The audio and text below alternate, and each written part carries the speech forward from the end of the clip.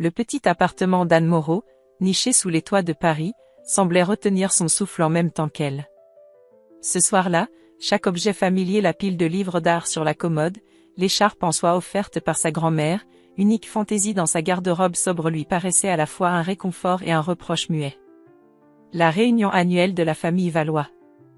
Un nom qui scintillait dans certains cercles parisiens, mais qui, pour Anne, pesait souvent le poids d'une armure trop grande et mal ajustée. Sa branche, celle des Moreau par sa mère, était la parente pauvre, tolérée avec cette condescendance polie qui piquait plus sûrement qu'une insulte franche.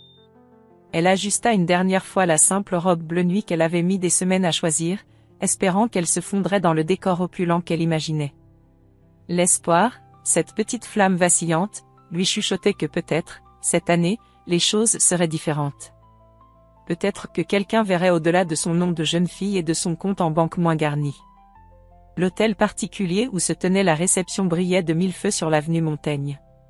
Des lustres en cristal déversaient des cascades de lumière sur des parquets cirés où se reflétaient les toilettes coûteuses et les bijoux étincelants. Anne se sentit immédiatement minuscule, une note discordante dans une symphonie de richesse.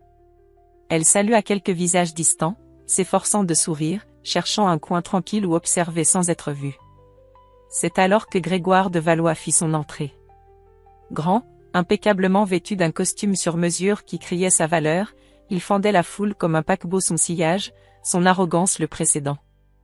Ses yeux tombèrent sur Anne, et un sourire carnassier étira ses lèvres fines. Il s'approcha, sa voix portant suffisamment pour que les conversations alentour s'étiolent.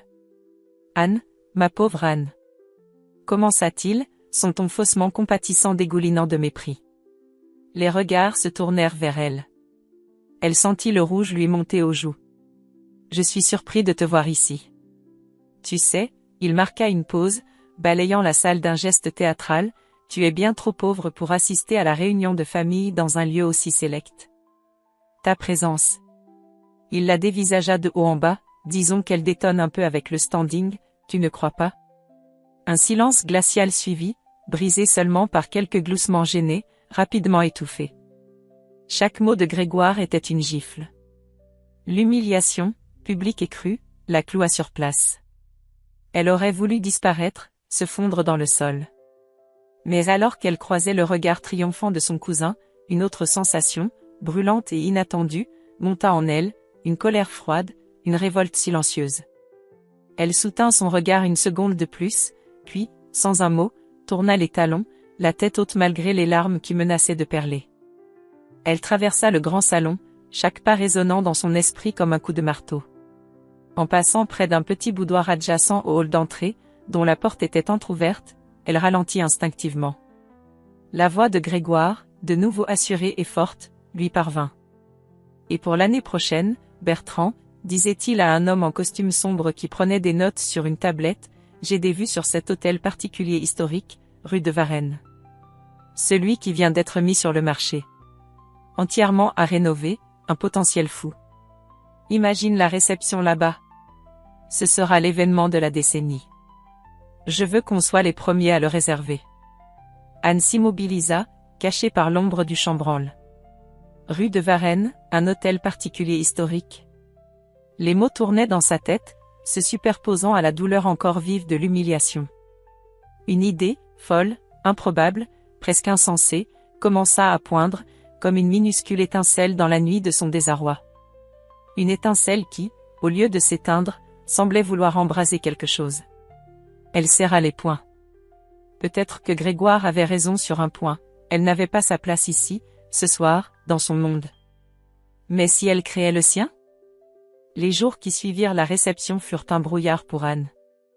L'humiliation infligée par Grégoire laissait une cicatrice sensible, mais la conversation surprise sur l'hôtel particulier de la rue de Varennes tournait en boucle dans son esprit, éclipsant presque la douleur. Cette idée folle, née d'un instant de révolte, commençait à prendre une forme plus concrète, une sorte de défi silencieux lancé à son destin. Si la vie lui refusait une place à la table des Valois, alors elle construirait sa propre table.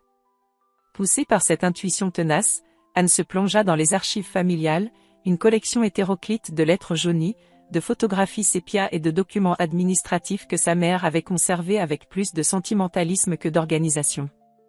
Elle se souvenait vaguement de sa grand-tante Adèle, la sœur de sa grand-mère maternelle, une femme que le reste de la famille qualifiait d'« originale », voire de « fantasque ». Tante Adèle avait toujours vécu modestement, passionnée d'art et d'histoire, et les Valois la traitaient avec une condescendance amusée, la considérant comme une douce rêveuse déconnectée des réalités. Anne, enfant, avait toujours été fascinée par ses récits de Paris d'antan et son regard pétillant lorsqu'elle parlait de bâtiments oubliés. Au fond d'une vieille malle en osier, parmi des carnets de croquis et des recueils de poésie, Anne découvrit une chemise en carton portant l'inscription « Propriété rue de Varennes ». Son cœur s'emballa. À l'intérieur, des actes notariés anciens, des plans d'architectes défraîchis, surtout, un testament holographe de la grand-tante Adèle. Elle y léguait à sa nièce bien-aimée la grand-mère d'Anne ses parts minoritaires dans une société civile immobilière, SCI, détenant un bien d'exception à l'abandon, au numéro 17 bis de la rue de Varennes. L'hôtel particulier que Grégoire convoitait. Anne n'en crut pas ses yeux. La SCI était tombée dans l'oubli, les parts jamais réclamées après le décès de sa grand-mère, considérée sans doute comme un fardeau sans valeur par le reste de la famille. Une rapide recherche sur Internet confirma ses craintes et ses espoirs. L'hôtel de la Roche-Guyon, un joyau du XVIIIe siècle, était effectivement à l'abandon depuis des décennies, mais son potentiel architectural était immense. Et il était bel et bien celui que Grégoire avait en ligne de mire. Le lendemain, Anne se rendit rue de Varennes. La façade était majestueuse, bien que ternie par le temps et la négligence.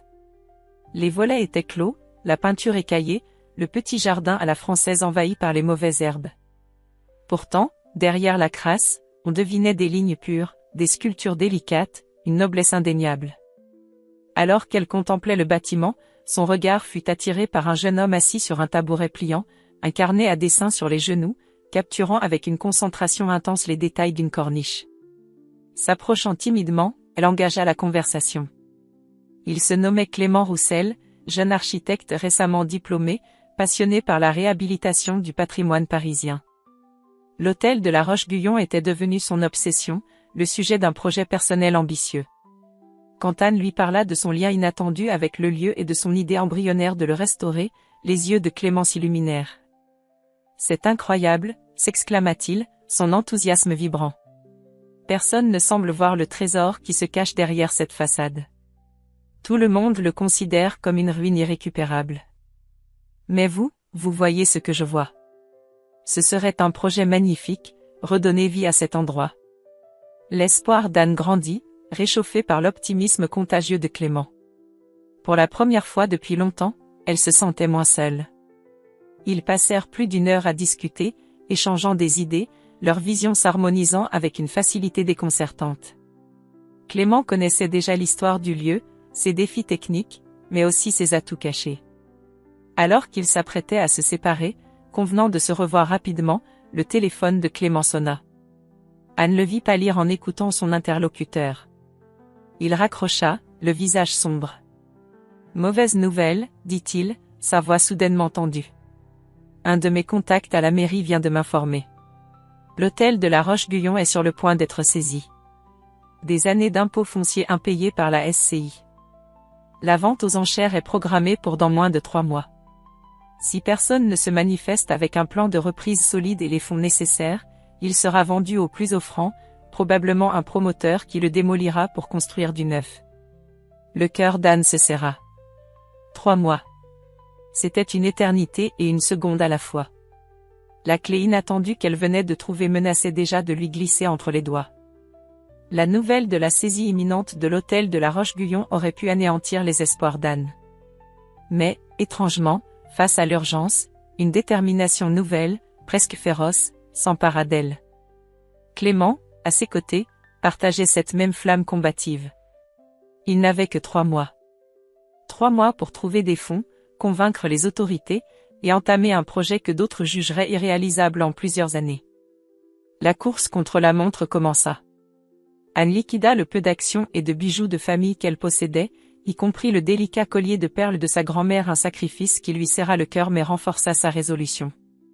Clément apporta ses propres économies, modestes mais significatives pour lui. Ensemble, ils réunirent une somme de départ, dérisoire face à l'ampleur de la tâche, mais suffisante pour montrer leur engagement. Ils préparèrent un dossier de reprise en béton, Clément y passant des nuits blanches à peaufiner les plans de rénovation, Anne se découvrant un talent insoupçonné pour les prévisions financières et la rhétorique persuasive. Les banques, cependant, restaient frileuses.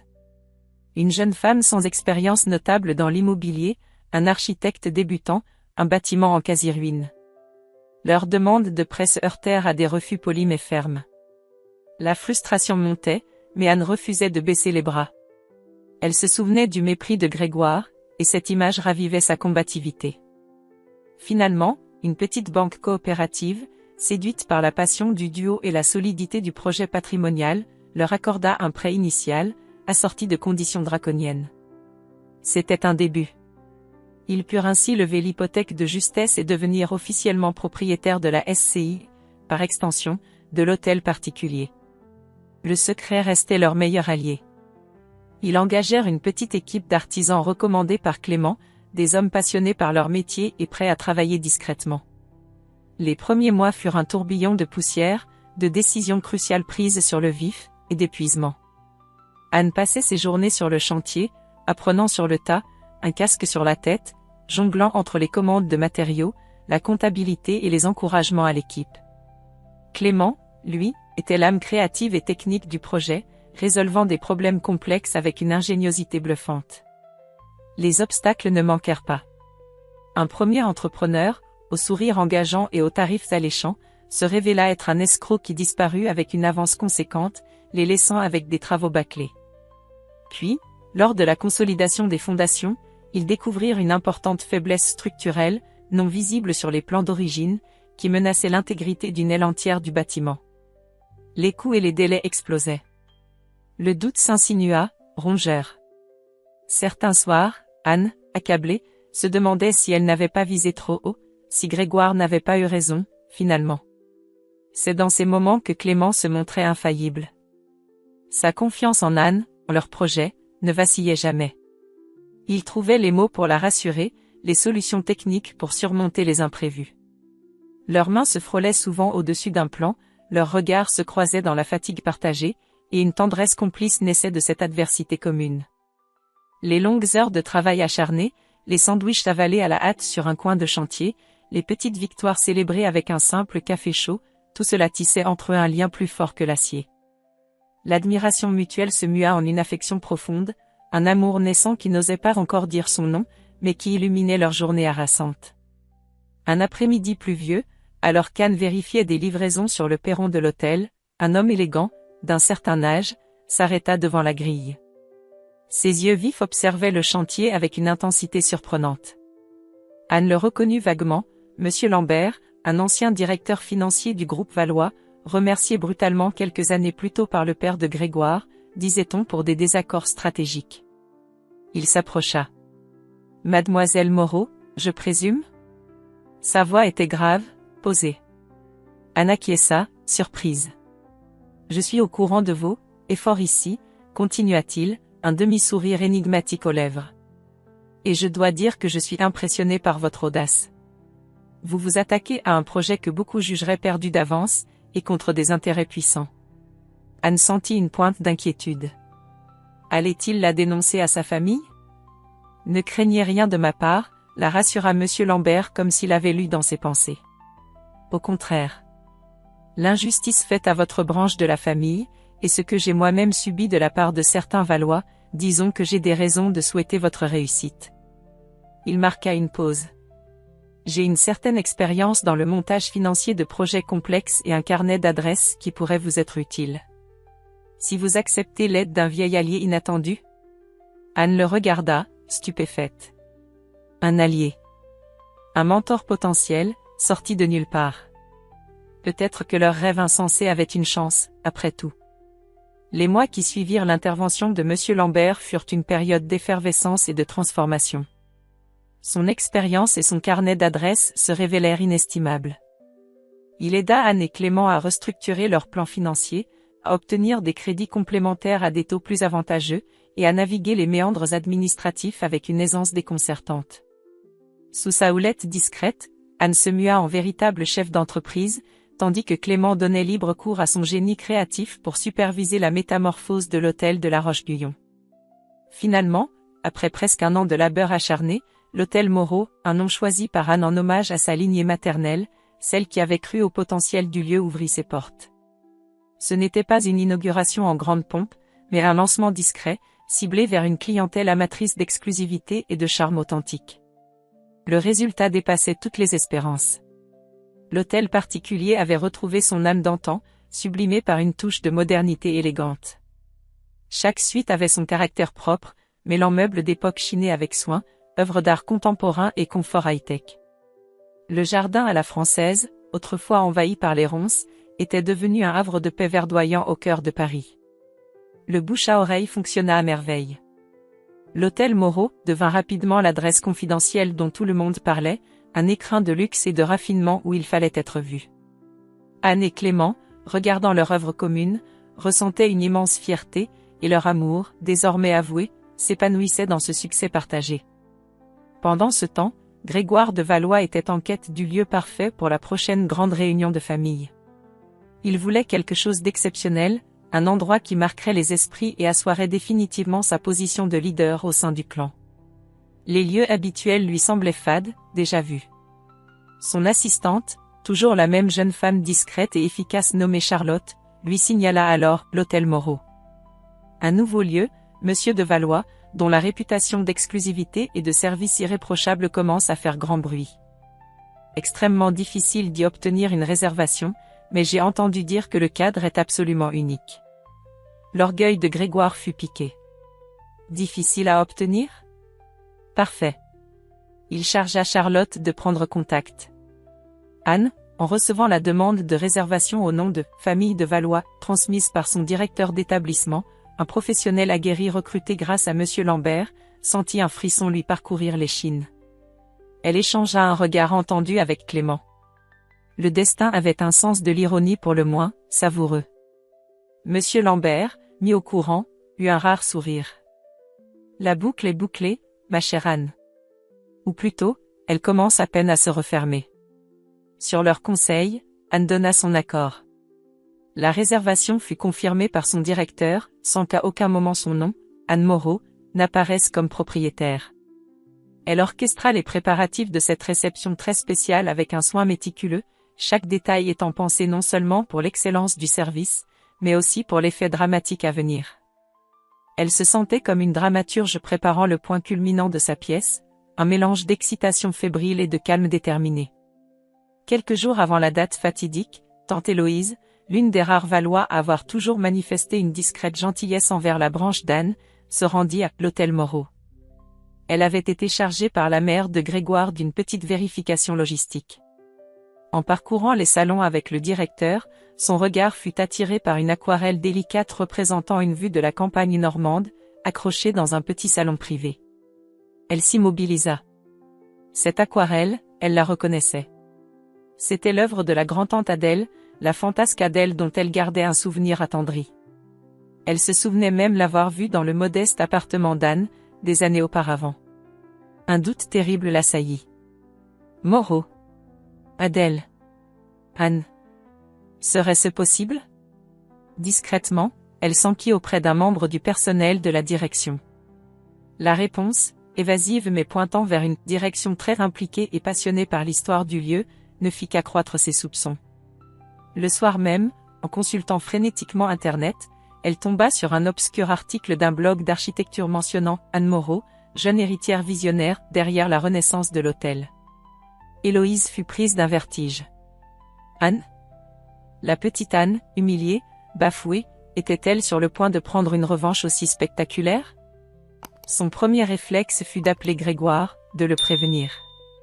Mais une autre pensée la retint.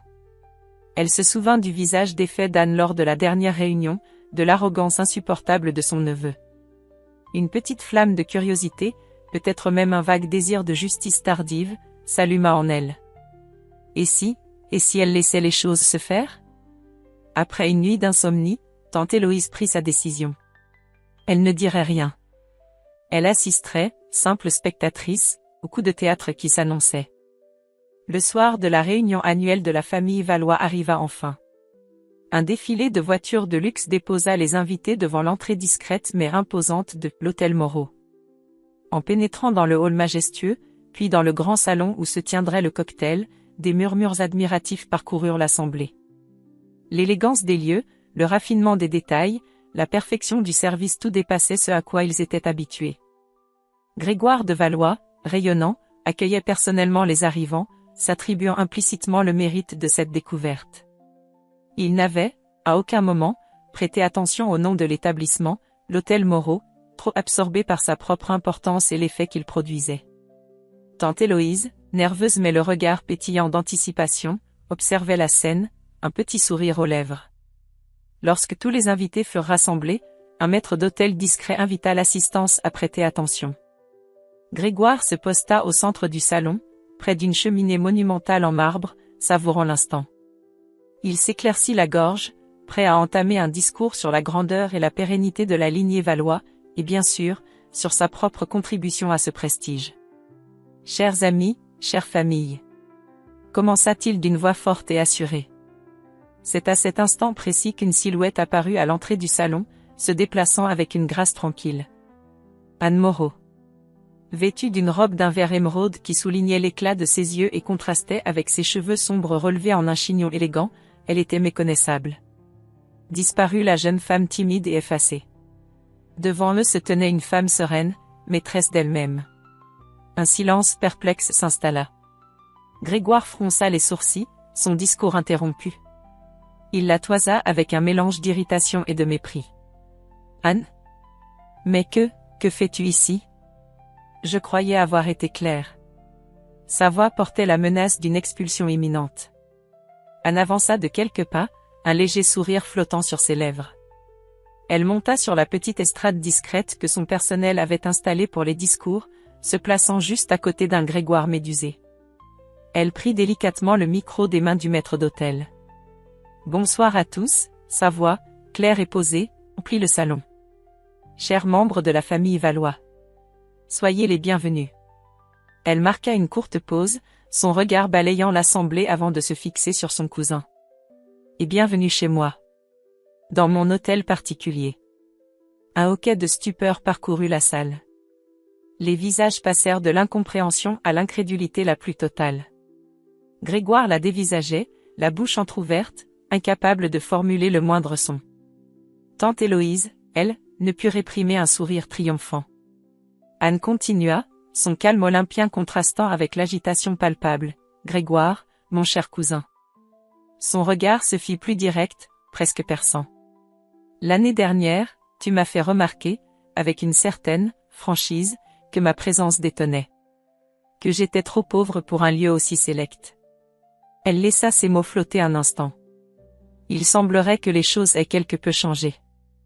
En fait, elle inclina légèrement la tête, j'ai bien peur que votre réservation pour ce soir, et par conséquent, votre place à ma table, soit annulée. Le choc fut sismique. Des exclamations outrées-fusèrent, mêlées à des chuchotements abasourdis. Certains la regardaient avec une hostilité non dissimulée, d'autres avec une admiration naissante. Clément, qui se tenait discrètement près de l'entrée avec Monsieur Lambert, observait Anne avec une immense fierté. Mais Anne n'avait pas terminé. « Annuler n'est peut-être pas le terme exact, » reprit-elle, sa voix se faisant plus grave. « Disons plutôt que les conditions de votre présence ici sont désormais soumises à ma seule discrétion. Et puisque nous parlons de valeur et de standing... » Elle sortit une petite tablette de son sac du soir.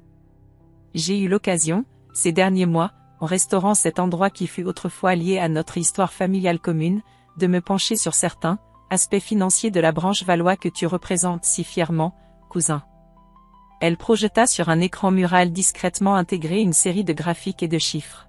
« Il apparaît que tes investissements audacieux, dont tu te vantes tant, se sont révélés être des erreurs financières majeures. Des placements hasardeux, des dettes dissimulées. La fortune de ta branche de la famille, Grégoire, est bien plus précaire que tu ne le laisses paraître. En réalité, elle est au bord du précipice. » Un nouveau silence, plus lourd encore, s'abattit sur l'assemblée.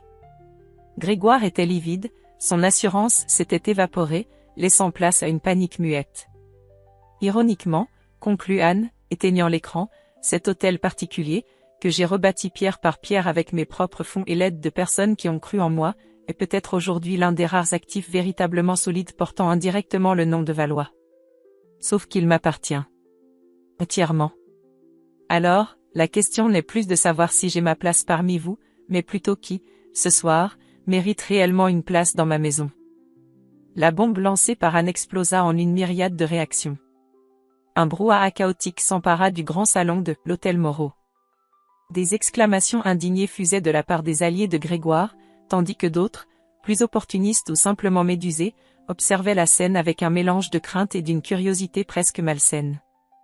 Grégoire, lui, était l'image même de la défaite.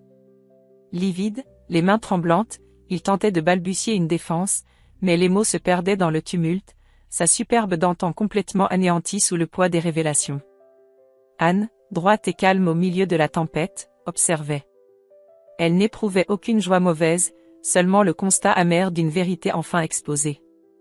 Clément se rapprocha discrètement d'elle, sa main trouvant la sienne dans un geste de soutien silencieux mais puissant.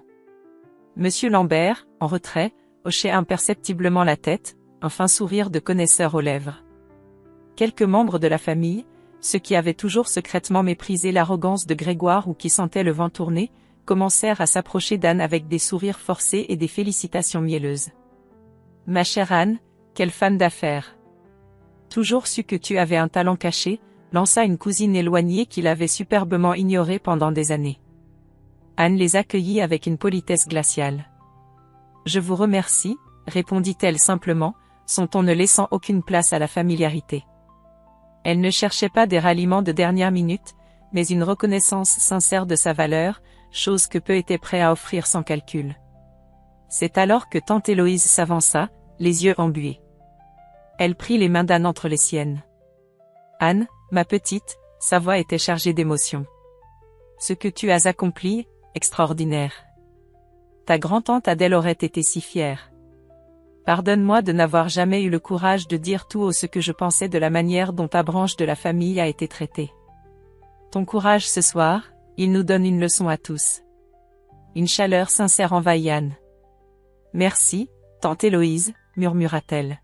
« Vos mots me touchent. » Soudain, les portes du salon s'ouvrirent à la volée, et un homme d'une cinquantaine d'années, le visage défait, les vêtements en désordre, fit irruption, bousculant le personnel de sécurité qui tentait de le retenir. « Grégoire de Valois. Où est-il? Ce bandit. Il m'a ruiné, hurla-t-il, la voix brisée par le désespoir. L'homme, visiblement à bout, se nommait Monsieur Mercier. C'était un entrepreneur que Grégoire avait entraîné dans l'un de ses projets immobiliers désastreux, le laissant criblé de dettes après avoir retiré ses propres billes au dernier moment.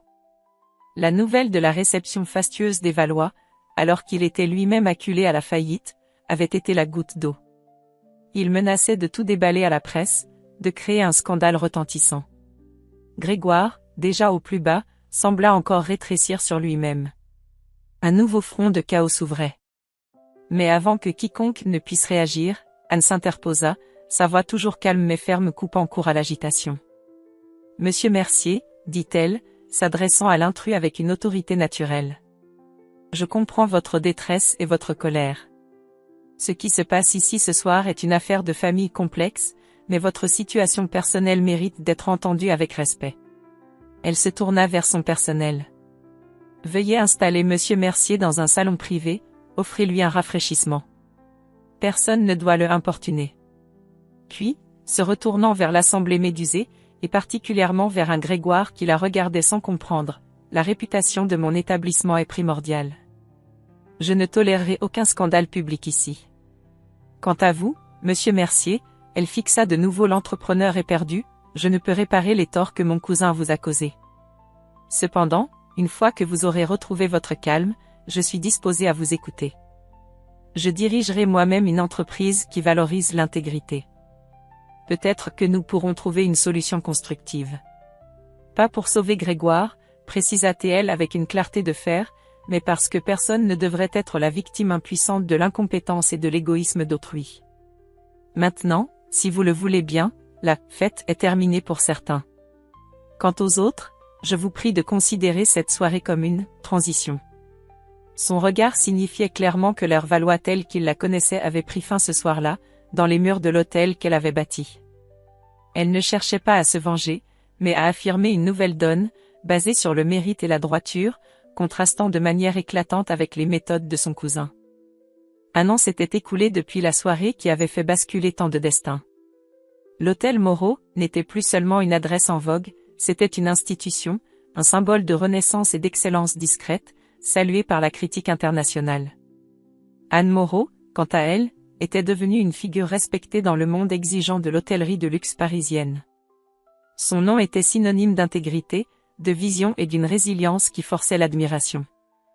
Les interviews, les sollicitations pour des conférences sur l'entrepreneuriat au féminin ou la sauvegarde du patrimoine se multipliaient, mais Anne gardait la tête froide, savourant son succès sans jamais oublier d'où elle venait. Sa relation avec Clément s'était épanouie, se nourrissant de leur complicité indéfectible et d'un amour profond, forgé dans l'épreuve et la création. Ils formaient un couple solide, un véritable duo où les ambitions professionnelles de l'un soutenaient celles de l'autre. Ils parlaient souvent de nouveaux projets, d'autres bâtiments oubliés à sauver, peut-être même d'une fondation pour aider les jeunes talents à éclore, comme eux avaient eu la chance de le faire grâce à des rencontres providentielles. Leurs mains se cherchaient instinctivement, leurs regards se comprenaient sans un mot, ils construisaient leur avenir ensemble, pierre par pierre, comme ils avaient rebâti l'hôtel. Ces liens familiaux s'étaient redéfinis. Tante Héloïse était devenue une confidente précieuse, une présence chaleureuse et bienveillante. Quelques cousins et cousines, ceux qui avaient montré une sincérité et une capacité à remettre en question l'ancien ordre, étaient revenus vers elle avec humilité, et Anne leur avait ouvert sa porte, sans rancune mais sans naïveté. Quant à la branche de Grégoire, les rumeurs disaient qu'elle avait considérablement réduit son train de vie, les révélations sur les déboires financiers ayant eu des conséquences durables. L'arrogance avait cédé la place à une discrétion forcée. Ce soir-là, le jardin de l'hôtel Moreau brillait de guirlandes lumineuses, et une musique douce flottait dans l'air. Ce n'était pas une réception mondaine, ni une réunion de famille formelle. C'était une célébration intime, un rassemblement de cœur. Autour d'une grande table dressée avec une élégance simple, se trouvait Clément, rayonnant à ses côtés, Monsieur Lambert, l'allié de la première heure, toujours aussi vif et perspicace, tante Héloïse, son sourire plein de tendresse. Il y avait aussi Charlotte, l'ancienne assistante de Grégoire, désormais une collaboratrice précieuse d'Anne, épanouie dans un environnement de travail respectueux. Et Monsieur Mercier, l'entrepreneur autrefois ruiné.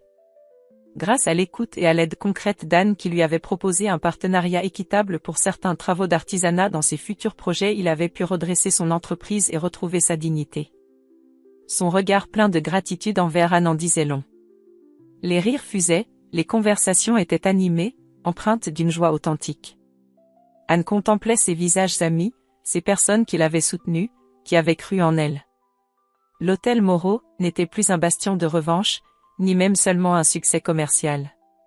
C'était un foyer, un lieu de partage, la preuve vivante qu'il était possible de réécrire son histoire, de transformer l'humiliation en force, l'injustice en accomplissement. Elle se sentait profondément en paix, chaque fibre de son être vibrant d'une gratitude sereine.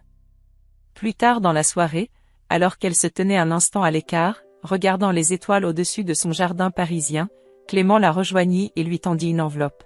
« Ceci est arrivé pour toi aujourd'hui, dit-il doucement. » L'écriture était hésitante, presque enfantine, mais reconnaissable. C'était celle de Grégoire. Anne ouvrit la lettre, le cœur curieusement calme. Ce n'étaient pas des excuses, pas encore.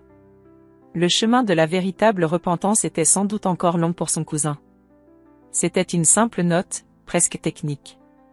Grégoire demandait, avec une politesse maladroite, des informations sur la technique spécifique qu'elle avait employée pour restaurer les boiseries anciennes du grand salon, un détail qu'il avait apparemment remarqué malgré tout lors de cette fameuse soirée. Une infime étincelle de curiosité, peut-être le premier signe d'un intérêt pour quelque chose d'autre que sa propre image. Anne sourit, un sourire mélancolique et indulgent. Elle plia la lettre. Certaines batailles étaient gagnées, certaines blessures cicatrisées.